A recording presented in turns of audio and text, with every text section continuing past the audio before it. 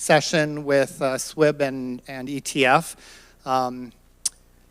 Something that is dear to all of our hearts, how our money is doing and how their investments are doing. So what I'm going to do, I'm going to introduce all four panelists to begin with, and then we'll just have them hand the mics to them, to each other as they're presenting. If there are questions that come up, just feel free to raise your hand. And as long as they're not personal circumstance kinds of questions, we'll try and address those.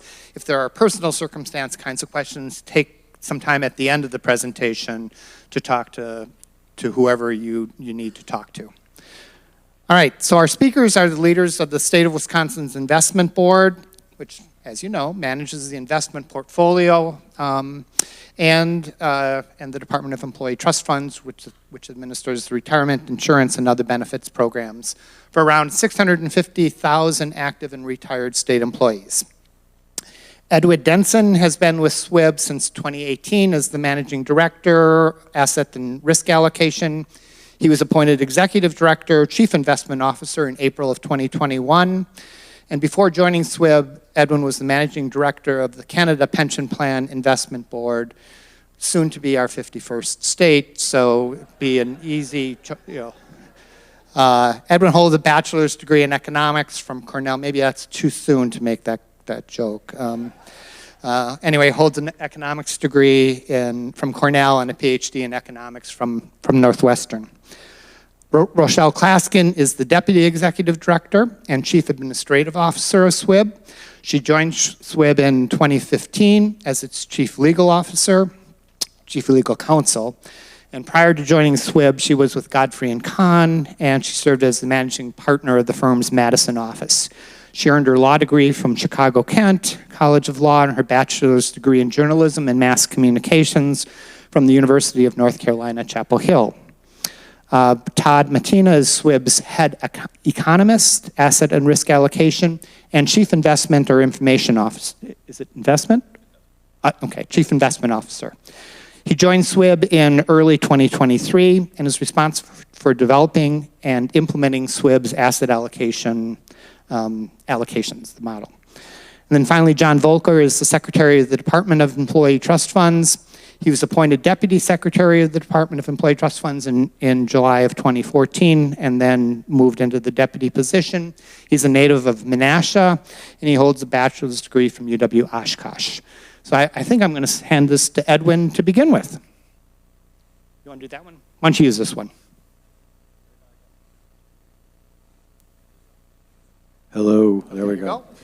Okay, well, hey, thank you very much for that introduction, and I want to thank you all for being here today in person. It's always great to be able to see the people that we actually serve.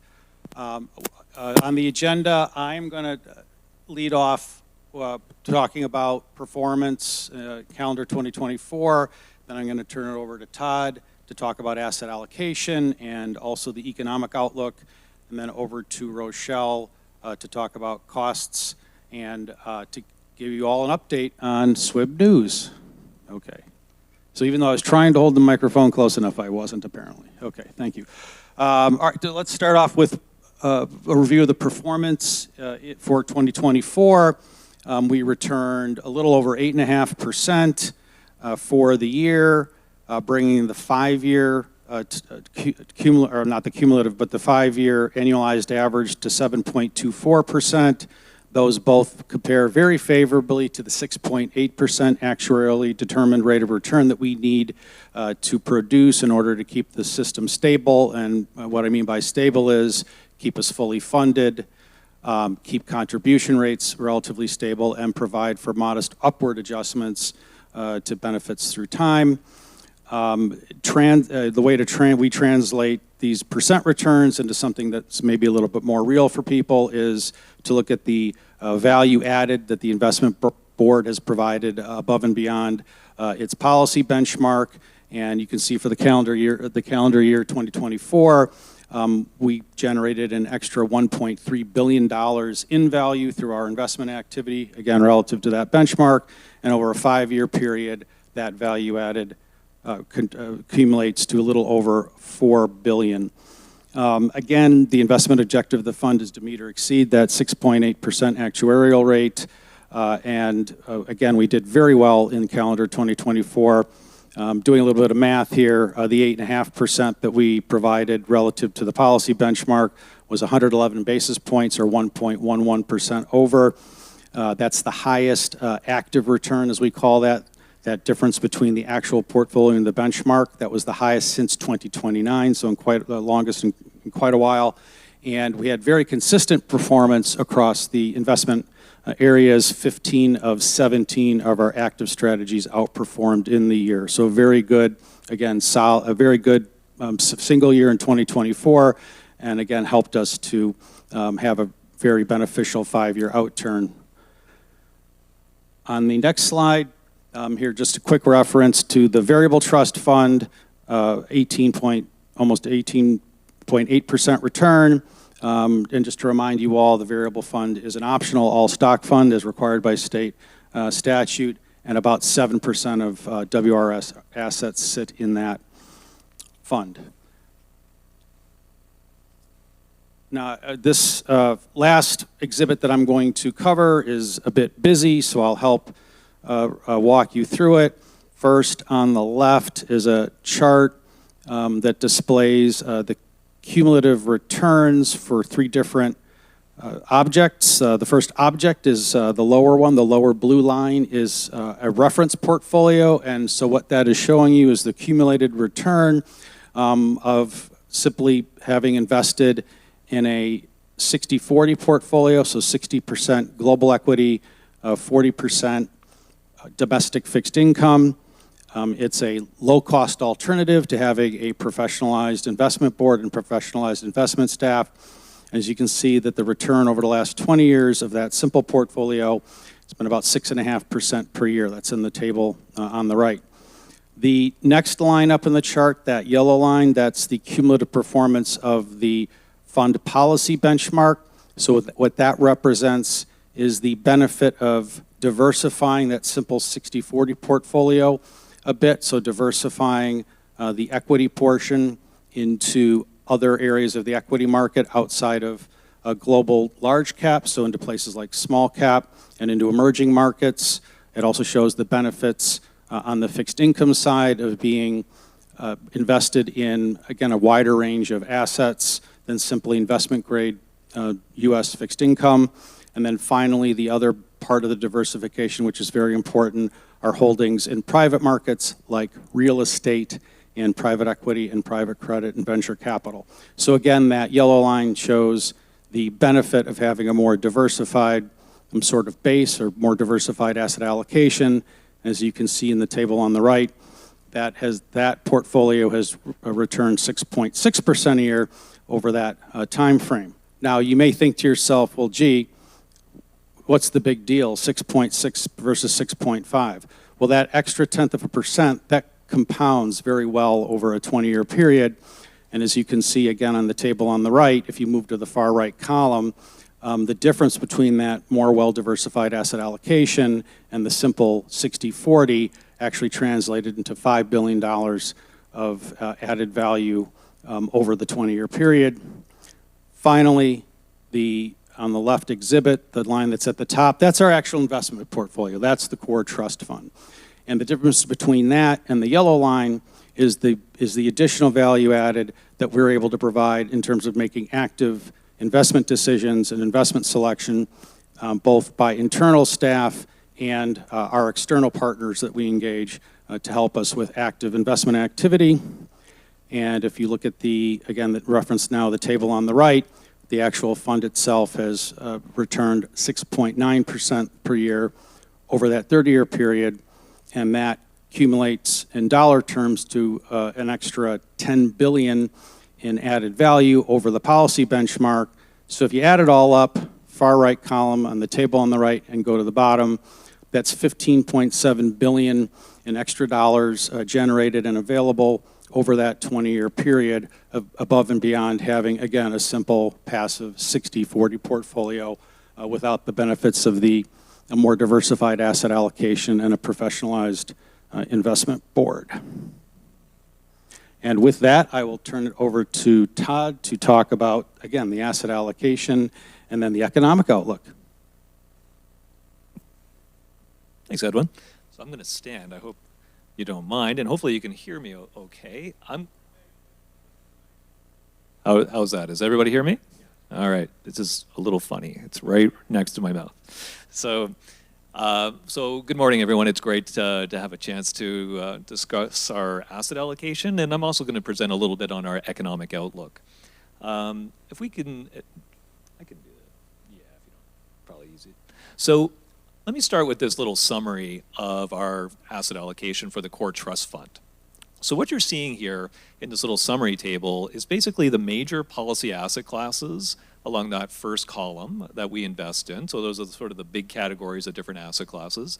And then you see our asset mix in 2024 and the changes we made in 2025. These were proposals put to our SWIB board at the end of 2024 and put into place this year.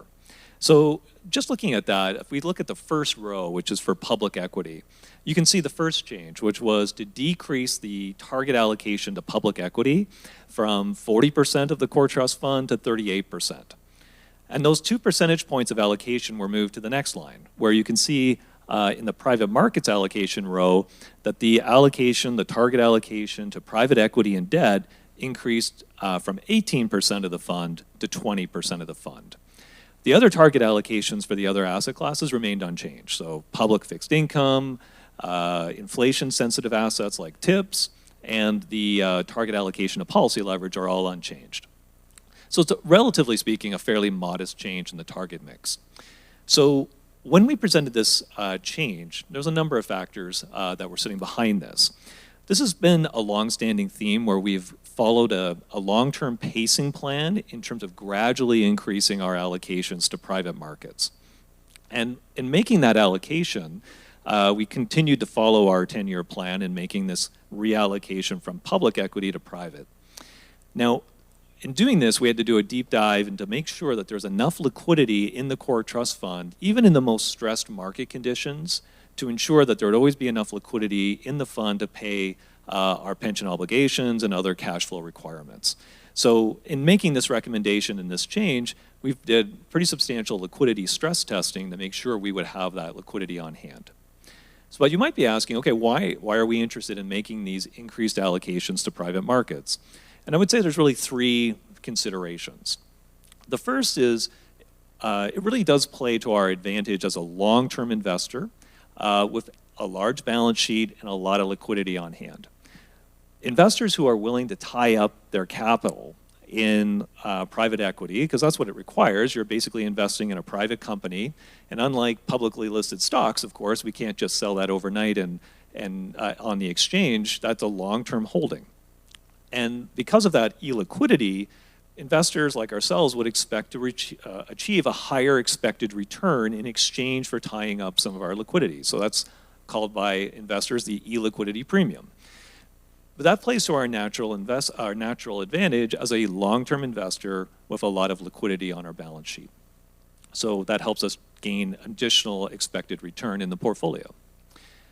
Another reason is the investable universe. And I'll show you some slides in the coming slides to kind of show this, but the investable universe expands significantly once you start to entertain investing in private companies.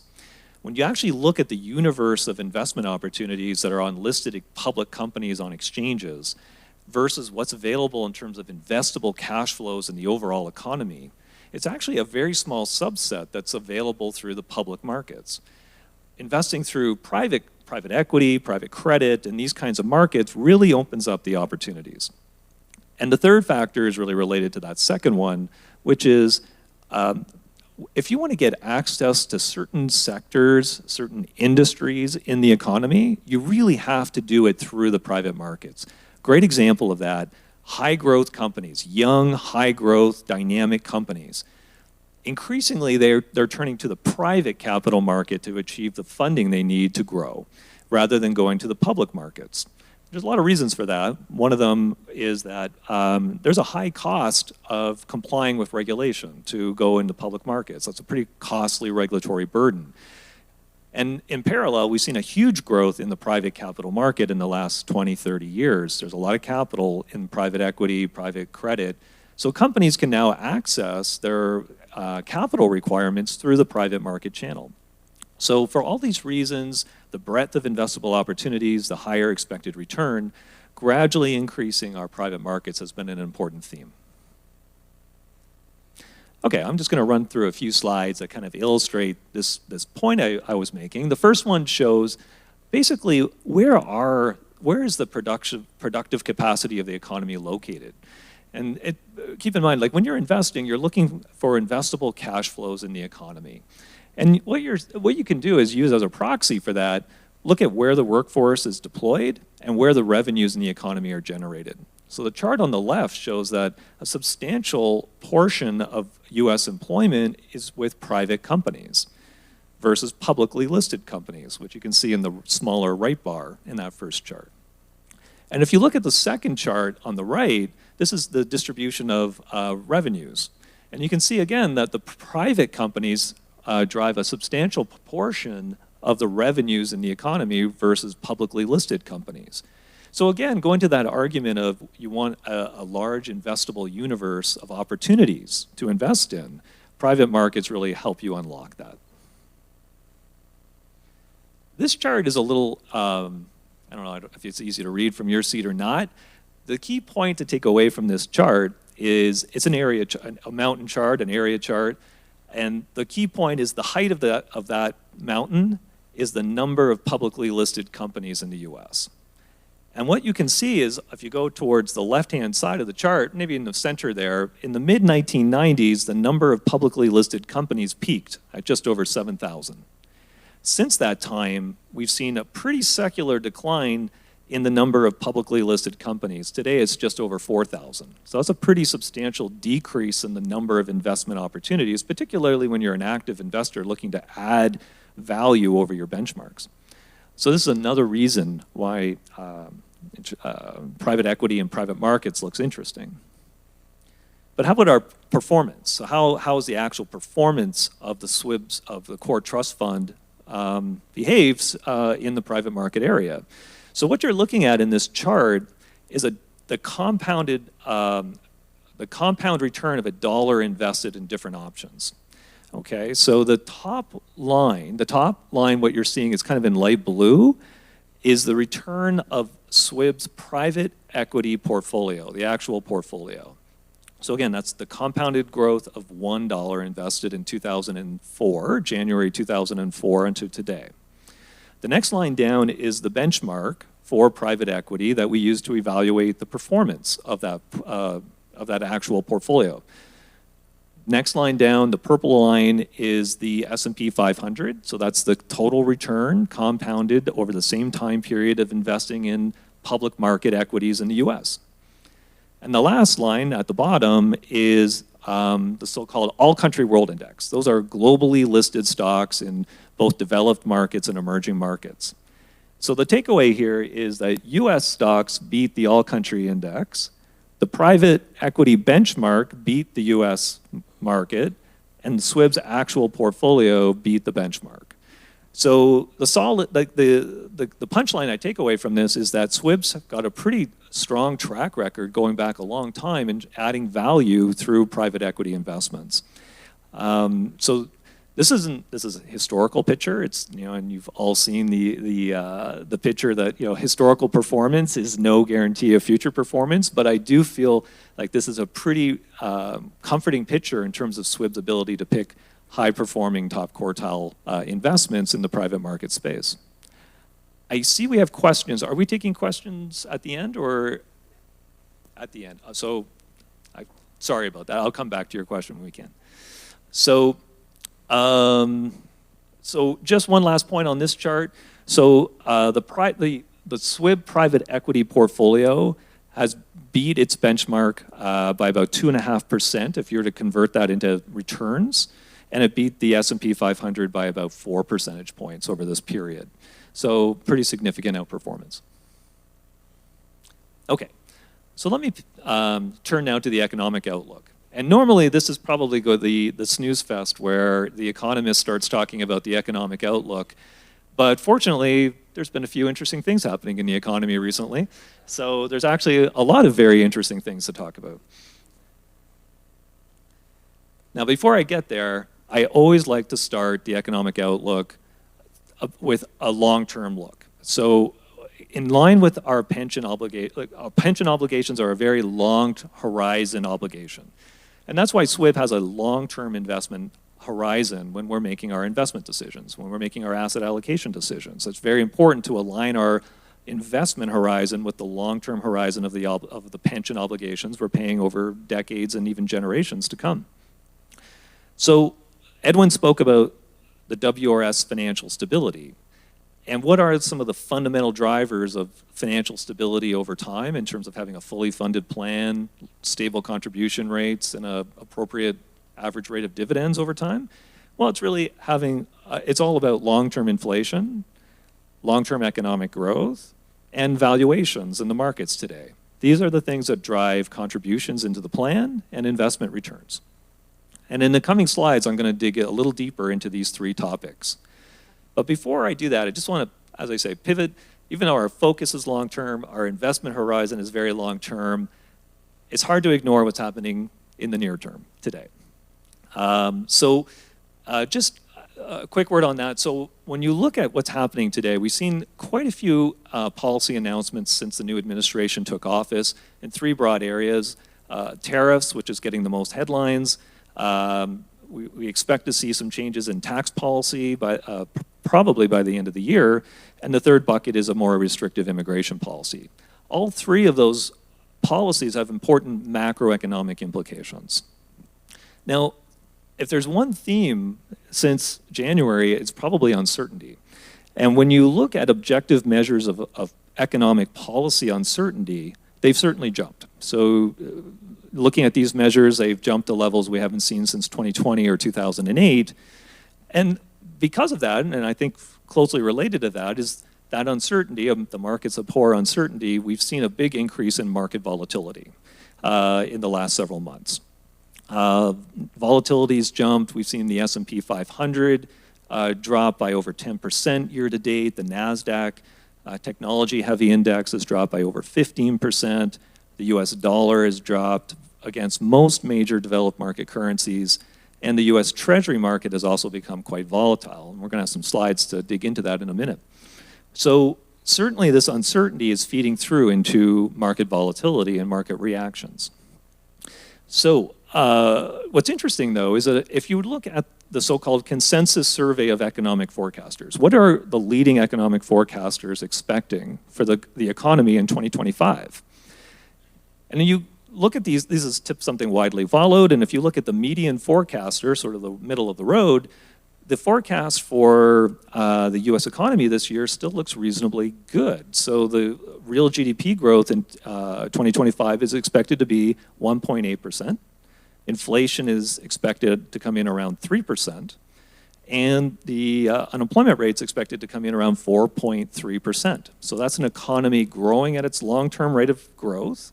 Inflation is above target, but not alarmingly so, certainly not at the levels we've seen in recent years. And the labor market is near full employment. So how do we square these things? And I think the reason goes back to uncertainty. I think economists, like everybody else, don't really know how to mark down their growth forecasts or their inflation forecasts because it all depends on where the policies end up at the end of the day. Where will the tariffs settle? And where will the fiscal policy changes end up? And we just don't have good transparency on that at this stage. So what we tend to look at, or what we would love to look at, is the so-called hard economic data, actual income and spending. And it's easy to forget, but we're only 3 months into this regime, into this new policy regime, which means we don't have a lot of hard economic data after 3 months to assess how the economy is performing. Interestingly, if you look at things like retail sales and some corporate earnings over the last few months, there hasn't been a big impact. But I think the uncertainty and the volatility we're seeing in markets is more about the next 12 months and beyond. It's more about the forward-looking outlook. So for that, we have to look at the so-called soft data. These are surveys of consumer expectations, business expectations. And based on that, we've seen some pretty significant deterioration in economic conditions. So, for example, if you look at consumer sentiment indicators, the University of Michigan survey is a good example, both in terms of business conditions, employment conditions, and very importantly, in terms of long-term expected inflation. We've seen some pretty significant moves that are concerning, particularly to policymakers like Federal Reserve policymakers and their interest rate decisions. They've actually pointed to this University of Michigan survey in the past when they're making their interest rate decisions. So this is going to be important to watch. The soft data, as I say, is concerning. If you look at the Federal Reserve of Atlanta, the Atlanta Federal Reserve has what they call a nowcast, which gives you a forecast based on the data that's available so far in this quarter of the first quarter's economic growth rate. And based on that, it's so far registering at a contraction, a rate of negative 2.2% annualized, which is pretty significant. I don't think it'll actually materialize at such a big negative rate, but it compounds the soft economic survey-based data that we've seen. So there's certainly it's clear there's concern out there. So what are the impacts? Well, if we start with tariffs. So tariffs, obviously we've seen a pretty substantial increase in tariff rates, and I'll show you a slide in a moment that just shows just how significant they have already increased. What are the implications? Economists are having trouble keeping up. So the policies have changed many times. So having to quantify those impacts in terms of how does it affect growth, how does it affect inflation is tough. But the Yale Budget Lab is an interesting website. Now I'll have a slide on this that shows you. It's really interesting. They're tracking what the average tariff rate for the US will be, sort of in real time as things are changing, and also what the potential implications are for real GDP growth and inflation. So we'll come to that in a moment. The punchline is that growth could be lower by a full percentage point, just over a percentage point, and inflation could be higher and possibly reach as high as 4% in 2025. So those impacts are significant, but not a hard landing recession. That's certainly not been the forecast at this stage. My concern, and this will be something that's not in my slides, but something that I think we need to keep an eye on, is the next stage of policy reforms, which are in tax policy. So the Trump tax cuts, the individual tax rate cuts, are coming to their natural end, and if they're not extended, then there will be a sudden jump in individual tax rates. To avoid that, there's pretty broad consensus to extend those tax cuts. But here's the issue. The budget deficit is already over 6% of GDP today. And the historical average over recent decades has been more in the neighborhood of 3.5% of GDP. So anything that extends, which is probably a sensible thing to do in the short run to avoid a fiscal cliff effect, which would be very negative for growth, but the long run effect could be very negative in the sense of increasing an already big federal budget deficit and a public debt which is currently projected by the Congressional Budget Office to reach 155% of GDP by the year 2055. It's kind of on an unsustainable upward track. So at some point, the key risk here is what happens to treasury yields. At some point, will investors say, wait a minute, this is getting unsustainable? And I'm a former International Monetary Fund economist, so been in a lot of countries where there's been debt crises and currency crises. I don't think we're anywhere close to that right now in the United States, but what is alarming is that you don't know when confidence is lost. And that's the most important factor, is maintaining the confidence of investors that their treasury investments will be repaid. So the key implication as investors is what happens to treasury yields. And we've already seen some volatility in markets in the last several months, and I think this is going to be an important trend to continue to monitor. Okay, so with those brief comments, I'm going to jump into some slides on those three factors. The first was in long-run inflation. So everyone laughs at me because I call all my charts the favorite chart. This is one of my favorite charts. So what I've done here is shown US inflation in the 1970s. That's the blue line in this chart. The red line, I've shown recent inflation trends. This is from 2019 to today. Now, I'm not trying to predict that inflation's about to burst higher again, but what I am trying to show is that we can't rule it out. History has shown us that even after a period of high inflation and after bringing inflation down, policymakers need to be vigilant because we could see a rebound. And indeed, that's what happened in the 70s. So, what could trigger a rebound in inflation at this stage? There's really three factors. Number one is a change in inflation psychology.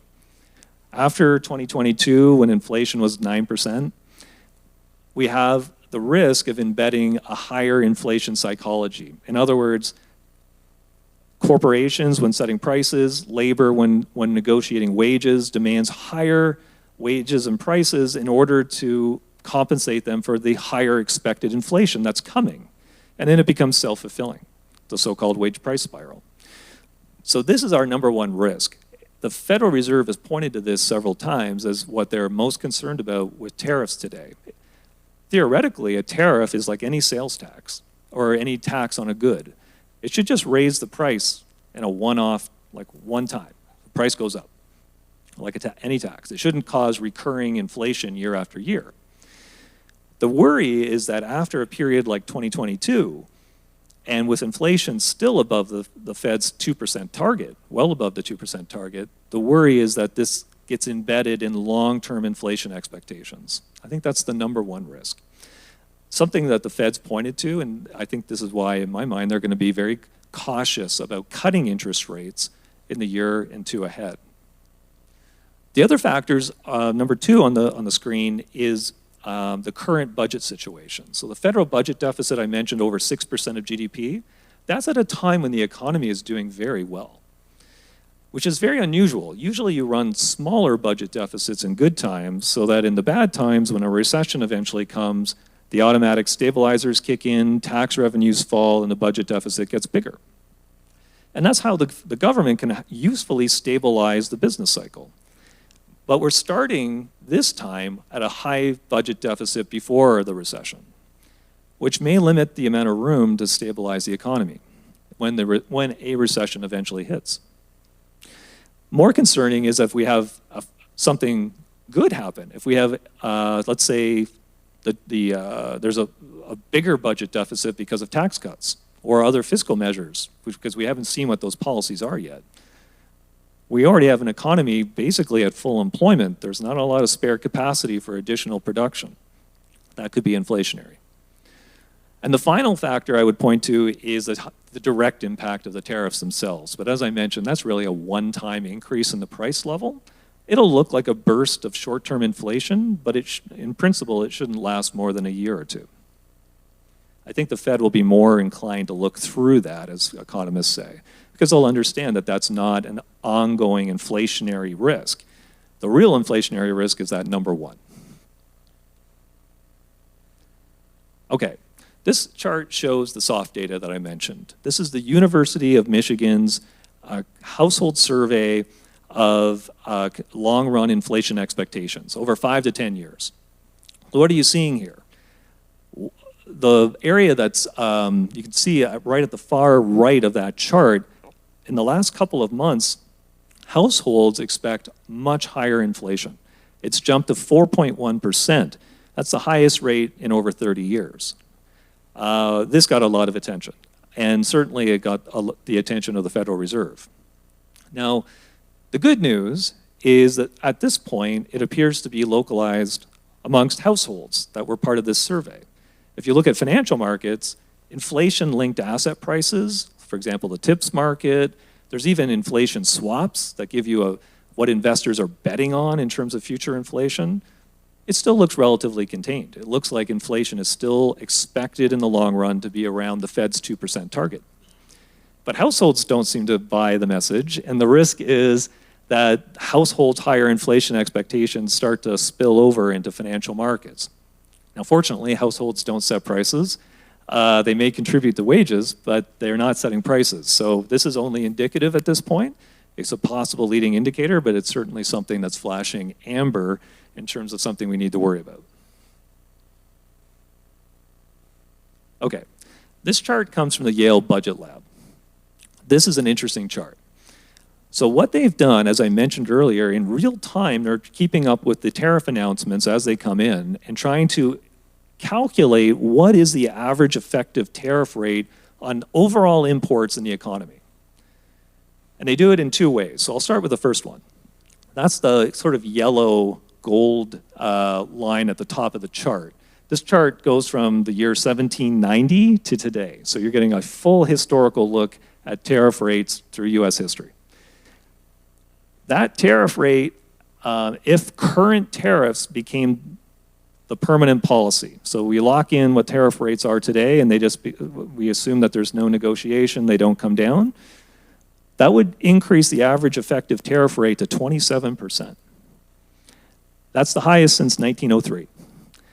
And the second calculation is, what if households behave rationally? They're going to see higher prices for imported goods and start buying goods that are domestic, that aren't subject to the tariff, which are presumably at a lower price. They call that the substitution effect. Once you take that into account, based on their model, the effective tariff rate drops to, I think it's 18%, 18.5%. That's still very significant. That's the highest tariff rate since the 1930s. So we're talking about very significant changes in international trade and international trade policy. And it remains to be seen if this is going to be the final policy calibration or if we're going to see something different in the final analysis.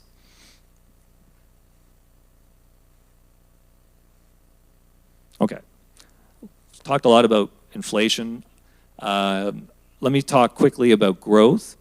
On growth, it's fascinating. If you look around us and you see innovation everywhere, our phones, our computers, like incredible innovation. So your intuition might be that productivity must be very strong. Like this must be enhancing productivity in the economy. But if you look at the data based on labor productivity, since the 1950s, average labor productivity growth has been declining steadily in every period with brief interruptions. Robert Gordon at Northwestern University is really well known for doing research in this area. And Robert Solow, a famous Nobel Prize-winning economist at MIT, said something interesting.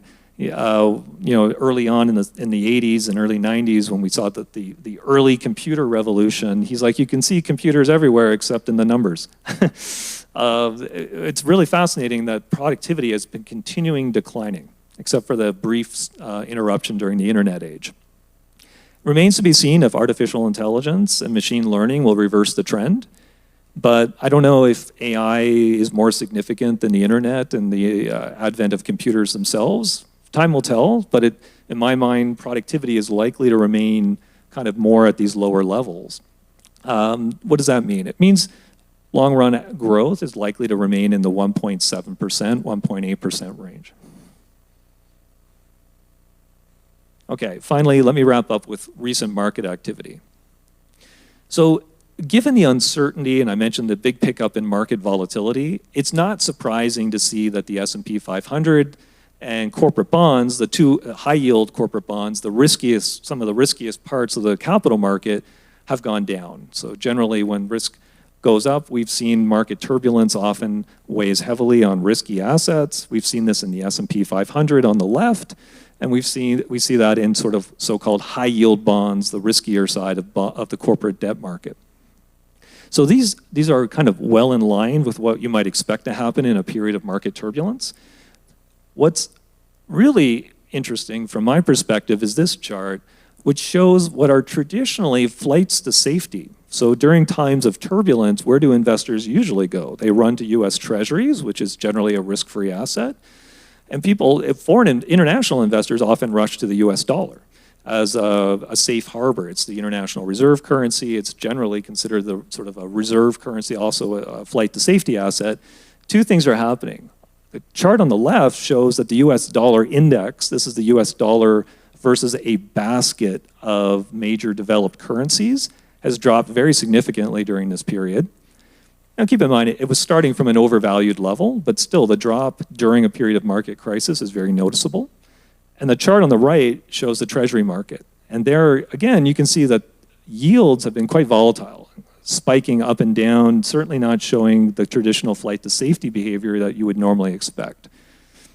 People are trying to disentangle what this all means. And one option is it means that there's more concern about the US dollar and the treasury market as your traditional flight to safety assets.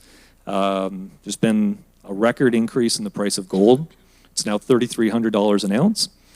The stories of foreign central banks diversifying their foreign exchange reserves, given the increased risk.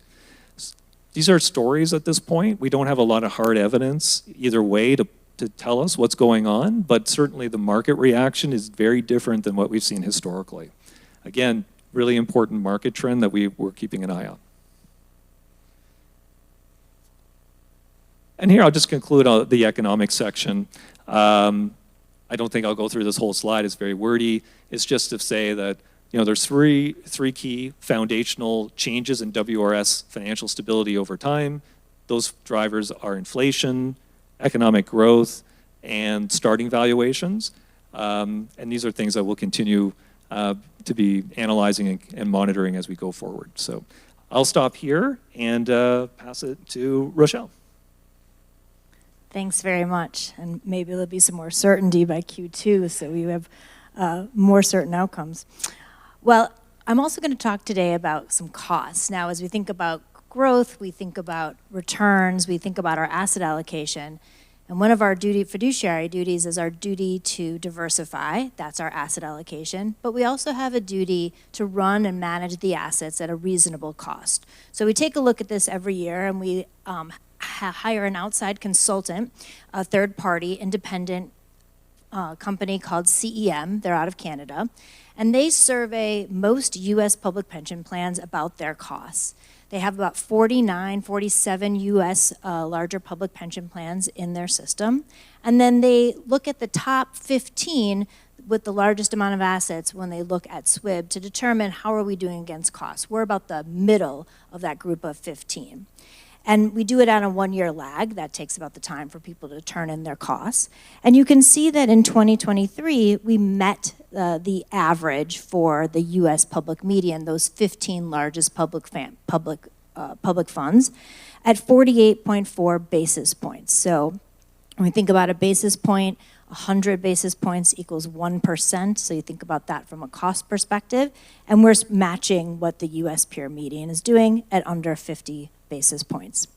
On the next slide, there's many ways that they compare us, though, so we like to show you all the ways they compare us, but we think that one against our U.S. peer median to be the most relevant. But we also are compared against the full U.S. public market. That's on the very right-hand side, the U.S. public universe. There's a benchmark that CEM also prepares on our behalf, and then they also look at performance fees. Now, the light blue is the performance fees. These are not performance fees for all of our asset classes, just our hedge fund portfolio. Now, we do have a larger light blue mark there for the hedge fund performance fees. We don't see this as a bad thing. We see this as a good thing. When our hedge funds are performing and giving us more net returns, we are paying them more money. But that means there was more net returns added to the WRS overall. This is just the cost, so that's all you see, but you can compare that against those returns and that value added that Edwin talked about earlier. So across the board here, we compare very favorably against all of these different ways of measuring us, and we take this obligation very serious every year to think about where we can manage and reasonably expend costs for the WRS. If we're not earning a dollar in the market, we want to be thoughtful about how we're spending those dollars. On the next slide, I'm going to talk a little bit about some SWIB news. We do have some new trustees who have joined our board recently. The Teacher Retirement Board, which is one of the statutory boards that elect one of their members onto the board. And let me just back up a minute. We have 9 members of our Board of Trustees. 4 are more permanent statutory provision or positions, which is the Department of Administration, Wisconsin, the Secretary for the Wisconsin Department of Administration. 2 are elected by 2 different boards. So one is elected by the Wisconsin Retirement Board, and John Velker is our representative from that board. And the Teachers Retirement Board also elects a current a current active teacher to sit on our board. Dave Shallow had recently been serving on our board, a former professor at UW Stevens Point, and he has resigned from our board a little bit earlier than his tenure. Actually, right at his tenure, actually. He also left the Teachers Retirement Board, and so in the March meeting, they've elected J. Michael Collins, who's a professor of the School of Human Ecology at the UW-Madison. Trustee Jeff DeAngelis was also reelected to our board for another 6-year term. He's a former chief investment officer of the Northwestern Mutual Wealth Management Company and brings a host of investment expertise to our board. And then finally, Governor Evers also appointed Robert Scott. This is one of those other statutory provisions where there is an employer representative who participates in our state investment fund, which is the cash fund that SWIB also manages internally. All right, if we can flip ahead. So one of our strategic priorities every year is to both recruit top talent across the United States and retain that professional and superb talent. And our talent in our office is often recognized throughout the industry every year. So I'd like to just highlight a few of those items right now. So first I'm going to talk about Beth Holtzberger. She's one of our senior portfolio manager in the private equity portfolio. And she was listed as PE Hub's one of 25, in 2025, one of the women in private equity. So a really influential group and a really nice recognition for Beth on our team. I'm going to flip ahead to Anne-Marie Fink. She is our Chief Investment Officer for Private Markets. So we call this our Private Markets and Funds Alpha Group. And she has been our CIO since 2020 for that group. And she was recognized by Pension and Investments as one of the 2024 influential women in institutional investing. So a very prestigious group as well. Talk ahead now to 2 recognitions for Chase Nicholson. So we have an innovative strategy at SWIB through our multi-asset portfolio. And this is a portfolio that can invest across asset classes, as multi-asset infers. And what they think to do is to look for cracks in the market, where the market is mispricing things, where there are arbitrage opportunities, where there are market niches where not every investor is in the market. And then this is where this team goes in and does its strategies. So Chase heads that portfolio for us. He's a senior portfolio manager. He was recognized in 2024 from Institutional Investor as a rising star, and also from Chief Investment Officer as sort of one of our next generation allocators. So great 2 recognitions for Chase. And then finally, I'll speak a little bit about Derek Drummond. He heads our group called Funds Alpha. And this is a group that does 2 things at SWIB. One, it manages our hedge fund portfolio. So these are our expertise inside of SWIB who selects top hedge fund portfolios, as well as external managers. So while we have an internal staff that manages about, in concluding with the state investment fund, about 46% of our assets internally, we do have a group of our professional staff that looks for external managers who can help diversify our assets and be globally invested across with top managers across the world. And Derek runs both of those portfolios. And in 2024, our hedge fund portfolio was recognized by institutional investors as the Allocator Choice Award for top hedge fund portfolio in the country. So that was a great honor as well. So every year, we're recognized. This is an important part, not just these recognitions, but the internal work that these employees are doing every day on behalf of the WRS to have good investment outcomes.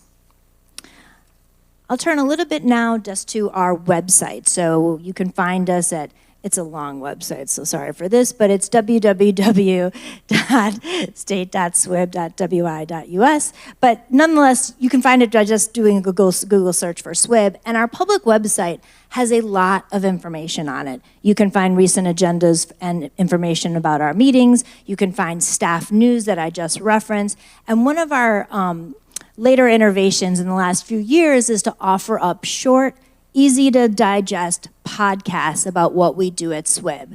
And we do them across all of our asset classes, all of the things that we manage at SWIB to give you just a little bit more inside information to how we think about the marketplace. And so if you look, I'm highlighting just a few of the last episodes that we did. We try to do them about quarterly or every other month, depending on the topics that we have. And we had a view on our small cap strategy. We do a U.S. small cap portfolio run by a senior portfolio manager named Joy Murkaty, who I believe has been with us at least 20 years. And this portfolio has had solid performance over the U.S. Small cap market for a real long time. So you can get his view on small cap. We had Edwin at the beginning of the year. This is something he does at every beginning of the year, the outlook. And then, of course, the outlook all changed. But and then we had Chris Prestigiacomo, who's also been with SWIB a real long time, talking about our investments in Wisconsin. We have a Wisconsin venture portfolio, and we also have a private debt portfolio that's focused on providing additional commercial loans to Wisconsin companies and has served many name brand sort of Wisconsin companies over time. And then finally, you heard the longer version, but Todd did a mini version of that economic update just recently in one of our new types. We're trying to do a little mini update sort of on a quarterly, like less than 10 minutes, to try to find a snapshot of how we think the economy and what's going on. So you want to learn a little bit more about SWIB on a more timely and current basis, go to the podcast. They're very digestible and easy to review. I enjoy them myself. I don't get to hear about them until they're actually published, and I go out and listen to them as well. So a little bit of news. Here's how you reach us. We're always available for questions, and we really thank you for your time, and I'm going to pass it on to John.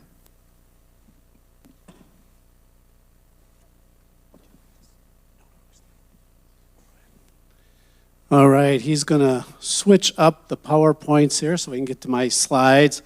Let me say it's great to see your faces, and I say that because this is actually the first in-person event I have done with this group.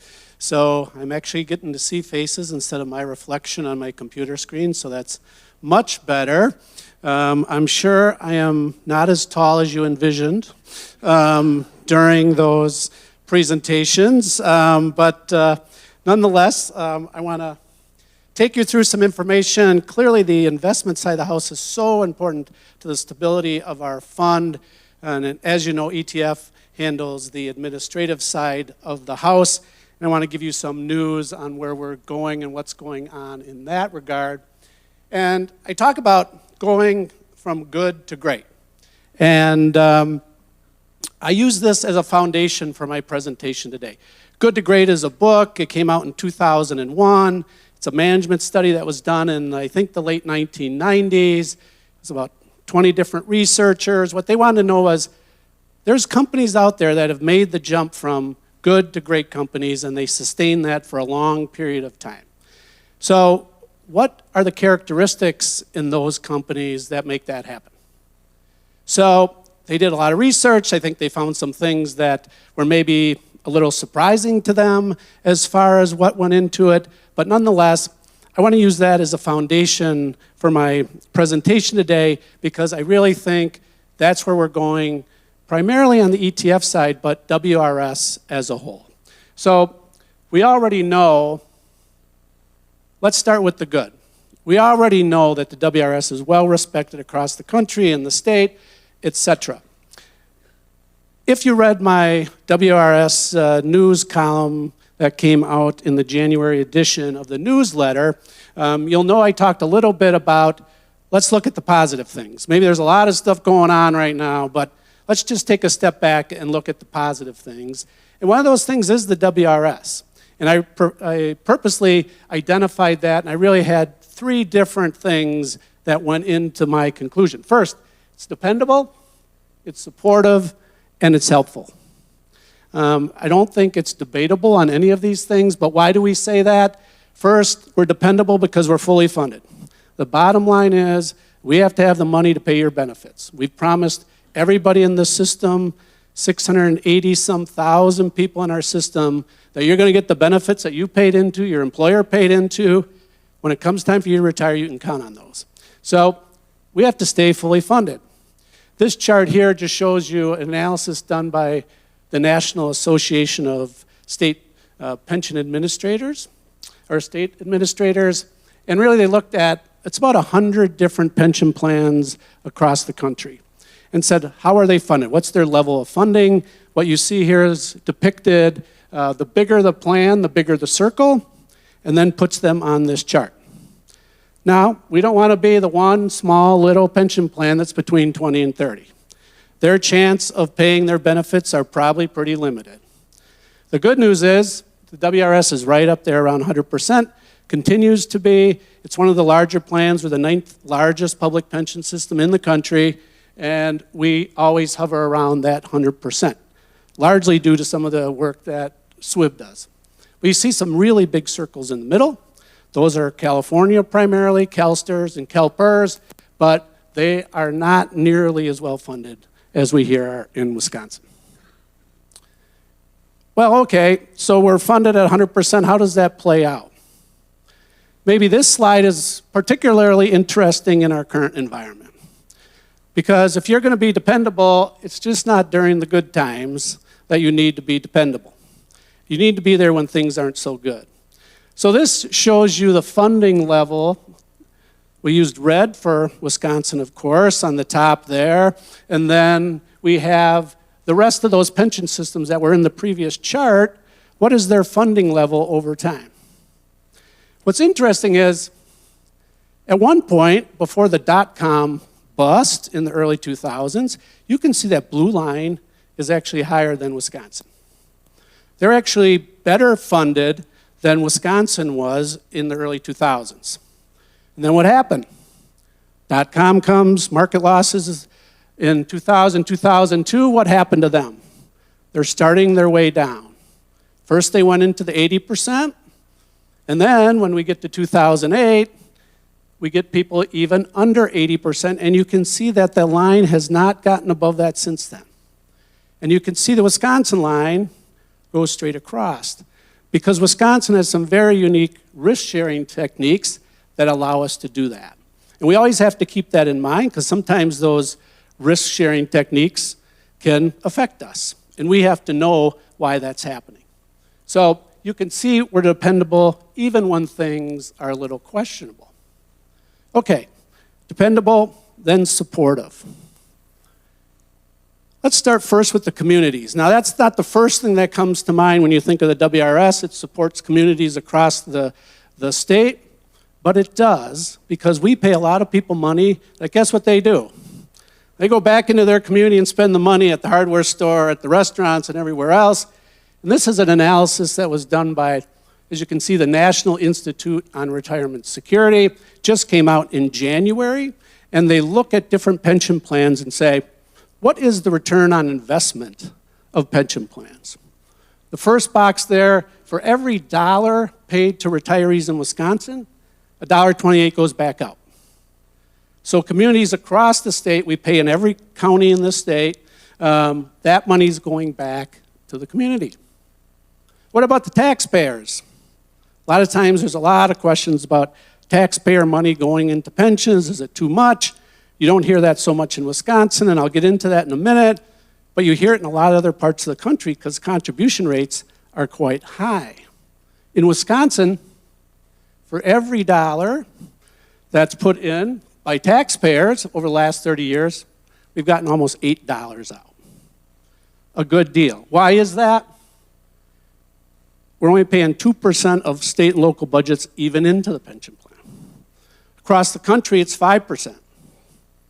Some parts of the country, it's substantially higher than the 5%.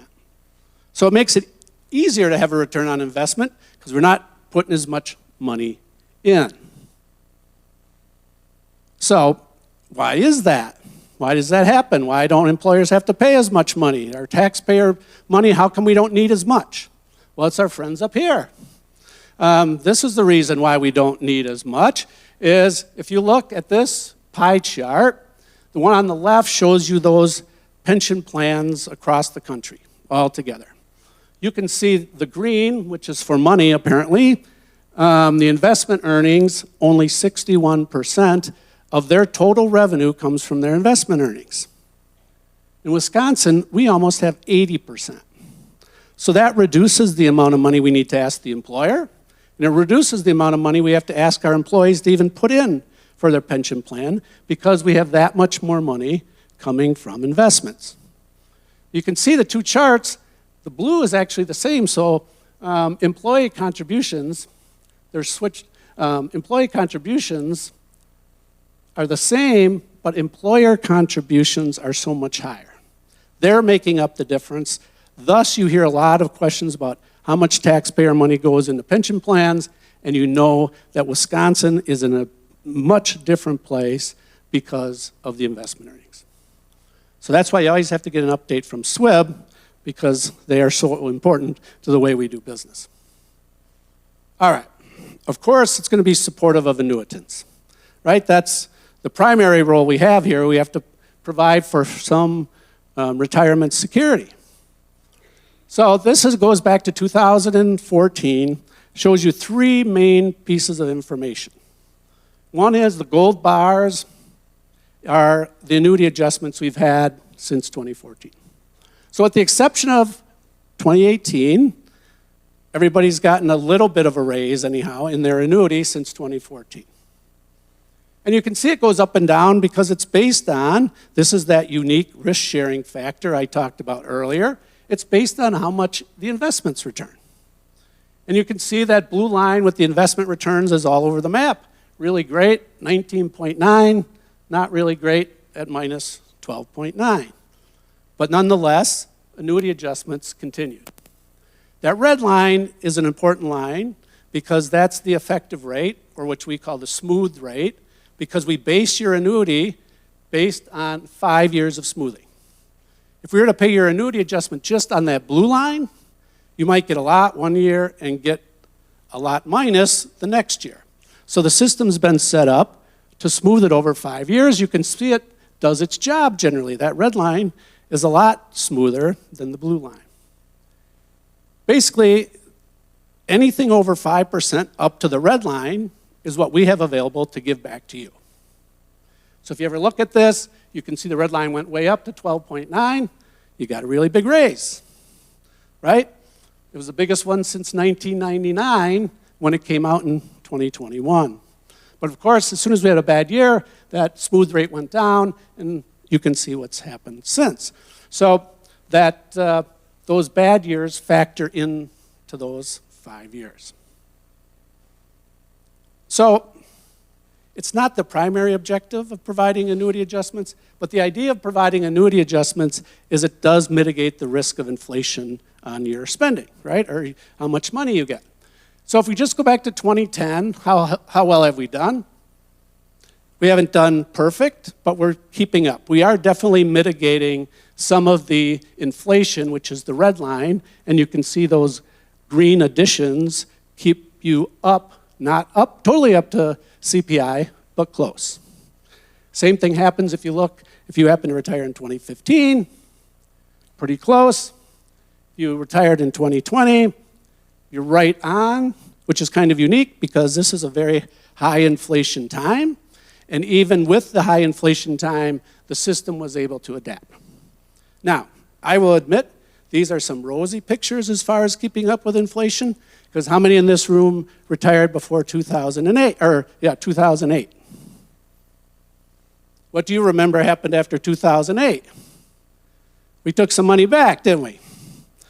So your inflation, keeping up with inflation numbers aren't quite as good, but they're not that bad. They have still, over time, over 30 years, have been pretty close, but they are still slightly less than CPI. But overall, even though it's not the primary objective, it does come through effectively in keeping up, at least mitigating some of that inflation risk you have. All right, enough about the past. We've lived in the past now, we know all about that. What's going to happen in the future? I want to know how much money I'm going to get next year and the year after that. So that's what we'll do. These are projections from our finance office. So this first scenario looks at if SWIB earns 6.8%, that second column there, what happens to annuity adjustments, that bottom row, going forward. Now we use 6.8 because that's the number our actuaries use. They always assume we'll make at least 6.8% to fund the system. So we use that number in projections. If you see if that happens, there's about a 1% annuity adjustment as a result of that. But what do you see for the first time in a while? You see some red. That's 6.8. Even if we get 6.8, there is a minor, relatively small, I should say, never minor, but relatively small, about a 1% reduction in annuities. But then we bounce right back up to over 2, right around 2 going forward. So why is that? I just talked about that effective rate. I also talked about that minus 12.9. That 12.9 minus is having a much bigger impact that year than it did these other years. So as a result, we are looking at a potential negative annuity adjustment. All right, well, we'll make the news worse for a minute before it gets better. So if we have a 0, let's just say, with all the uncertainty in this market, we struggle and we only have a 0%, and what happens, that means no annuity adjustment this year, but again, a 1-year negative annuity adjustment, a little bit larger, and a little bit less in the subsequent years, assuming that 6.8 comes back after this year. All right, what's the really bad news? What has to happen for it to be negative this year? So it'd have to be a negative 5% this year, which would bring us to a negative annuity adjustment this year. The unfortunate part is it's not only this year, it's for almost the next 4 years you won't see an increase. So if we got as bad as minus 5, the markets really tanked, a lot of the markets struggled, we went to minus 5, there actually would be a multi-year negative annuity adjustment for the first time since 2008. So keep an eye on the investments. Our friends at SWIB do a great job of putting us in a good position. So, but nonetheless, the markets are the markets. We had minus 12 a few years ago, so it can happen. You should know if we get to minus 5 this year, it could be negative for a bit. Okay, never like to leave the projections on the bad news. So what has to happen this year so we can just forget about the red? We just put it out of our, what's the Visine? Do they even make Visine anymore? How do we get the red out, if you remember that commercial? We get the red out by having a 9.7% return this year. And then we can avoid the red, and you can see increases in those other years. So those are the projections on what it could look like. I can tell you we always use 6.8 going forward. I don't know if we've ever had a year we earned exactly 6.8, right? So it's going to be above and below that, but we just use that for projections. So the bottom line, there's a lot of variables on these projections. I use them only to give you a heads up that we have this negative annuity adjustment lingering out there depending on what happens. Okay, helpful. Just briefly on helpful. This is the work at ETF. What do? You can see we have almost 200,000 calls that we get a year from our members with questions and comments and wanting information. We also respond to almost 20,000 emails a year, and we also do a lot of outreach that we've increased over the last few years. So we're always trying to be extremely helpful to our members. The comments we get, and I'm not just showing you the 3 or 4 that are good, and we get a lot of bad ones. This is the theme of almost all the comments we get at ETF. And what you see on these examples is helpful and answered my questions. If you look at those, you'll see answered my questions, helpful, amazing job, explained things to me. We have more. The rest of my presentation will be ongoing quotes from our members. No, this is the last one, but nonetheless, it really shows you how people appreciate what we do for them. Now let's return to my beginning slide of good to great. Yeah, we do a great job for our members, but guess when we do that? We do that between 7:30 and 5 o'clock. If you want some help at night, on the weekends, you want to change your beneficiary form, you got to call us, you got to ask for a form, you got to come in, you got to talk to us. And that limits you to 5 days a week, about 8 to 10 hours. If we're going to be great, if we're going to go from good to great, we got to do better than that. And that's really where we are as an organization. We want to take that level of service and take it up a level. We're very solid on the plan design. Administering the system, we can do better. And that's what I'm trying to do at ETF, is really go from good to great. And really what it talks about in the book is transformations from good to great just don't happen overnight. And the example, the analogy they use is like a big flywheel. They give it a little push, it's heavy, it's hard. You give it another one, still heavy and hard. You keep pushing, and at some point, you reach a point where it starts its own momentum. You have a breakthrough, and the organization goes from good to great. If I'm honest with you today, I can tell you we're still pushing. The momentum hasn't totally kicked in, but we're closer every day. And the book talked about what makes that happen. I'm not going to go into all the details, we'd be here a long time, but disciplined people, disciplined thought, and disciplined action are the things that make it happen. And if we look at ETF, the one thing in the book it talks about, when it comes to disciplined people, you have to have the resolve and determination to do whatever needs to be done to make the company great. I can tell you those are the people we have at ETF, and I can tell you our actions speak for themselves. Our last budget was substantial. The legislature and the governor doesn't like it when you come in and ask for 16 positions. That's too many. But if we're going to go from good to great, we needed 16 positions. So we're going to do what's necessary for us to go from good to great. We didn't get 16. I'm sure you're surprised by that. But we got 12, which I'll take. 12 is a long ways from failing when it comes to asking for money or positions from the legislature. We got 7 new positions to help us do our outdated technology.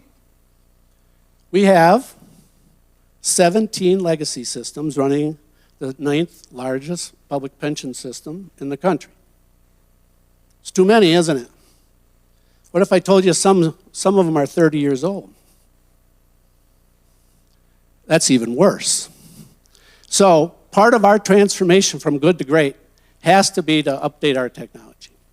So we asked for a bunch of people, we got some money, and then the other part is, if we want to keep up all those good quotations I showed you earlier about customer service, we need more people there too.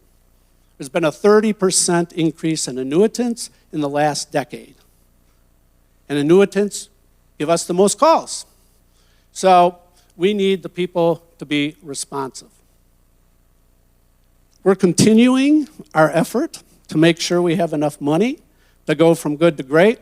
The budget pending downtown right now, this is what we asked for. No surprise, on the top of the list is what? Money for more technology. So $14.2 million annually going forward. It's a lot of money. Pension systems are expensive. So we are asking for that money. It's our top priority. We also want to strengthen our risk management, information security. Guess what happens when you make things available online after hours, during the weekend, etc.? You've now increased your risk for cybercrime significantly. You know what the beauty about having 30-year-old systems right now to do our businesses? We don't do anything online, so it's hard to really break in. So if we wanted to be ultimately safe, we just stay with the 30-year system till it crashed and burned. But that's not the way we're going to do business. So we need to increase our risk management, information security. Again, we're asking for positions for critical customer service. We know when we put in new systems, there's going to be a lot of questions initially on how do I use it, where do you do this? So we want to be prepared for that. Additional person to help us with actuarial analyses to work with our actuaries. Boring, but critical. And then finally, you might find this hard to believe if you worked at the UW, but sometimes working with DOA on flexibility in the HR area is a pain in, well, you can finish. So we've asked for some additional flexibility for us to make some decisions on our own people. So we can get the right people in the right spots with the right pay to take us from good to great. So we're doing that now. Next week, I will be downtown almost full time, talking to various legislators. If you happen to know any, see any, want to talk to them, we would always like a good word for supporting what we're doing downtown with our budget. The simple tagline is good to great. Just use that. We want to take ETF from good to great. Okay, that's disciplined people, disciplined thought. Want to confront the brutal facts and have optimism, but you gotta be honest and say what the brutal facts are. We're doing that. We're really doing that right now. We're in the process of implementing, as far as technology improvements go, a brand new system for people to sign up for health insurance and all the insurance benefits that we have. Current system's almost 20 years old.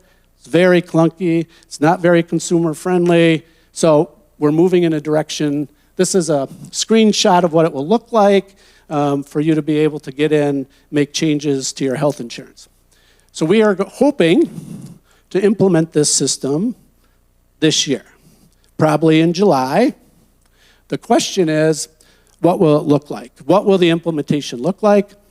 Again, just going to talk about the brutal facts here in front of us. It's complicated. We have to have a system that works for 900 employers. It's got to work for retirees. It's got to work for actives.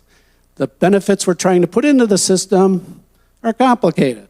It's health insurance, dental, it's income continuation. It's all have different rules, all have different ways to enroll, and different ways we administer it. So we have to have the system be able to deal with that.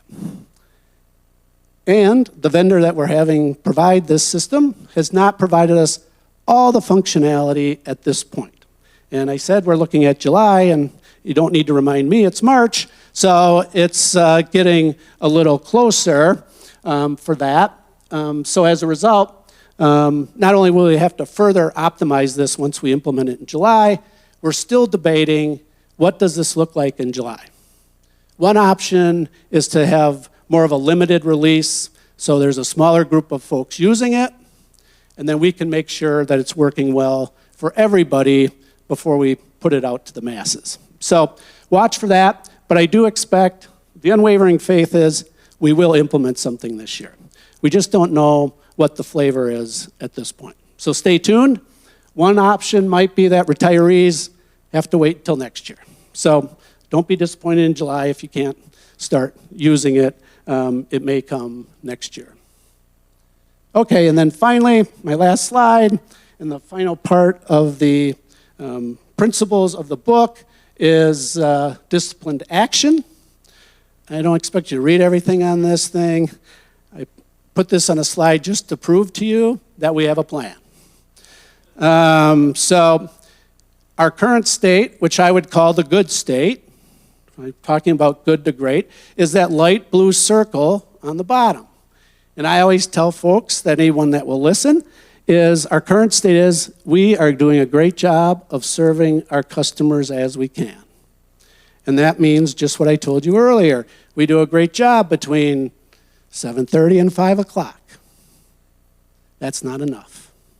We need to move to great, which is the dark blue circle up in the upper right-hand corner, which is we're going to support our customers in a way that they prefer.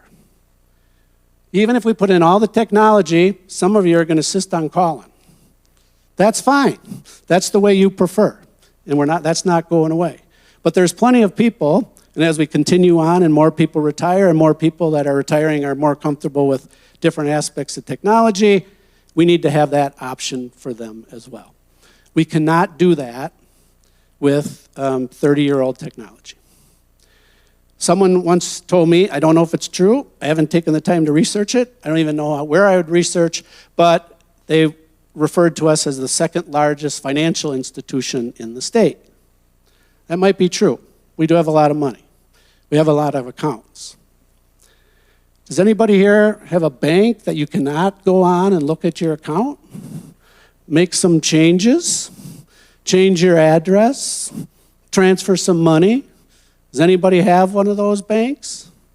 Yeah, you do. It's ETF at the moment, because you can't do those things. We just are starting to go in that direction. We recently implemented a small project that allows active employees to actually see their statement of benefits online. Goes back 10 years, so you can go back and look. We get a lot of questions about that.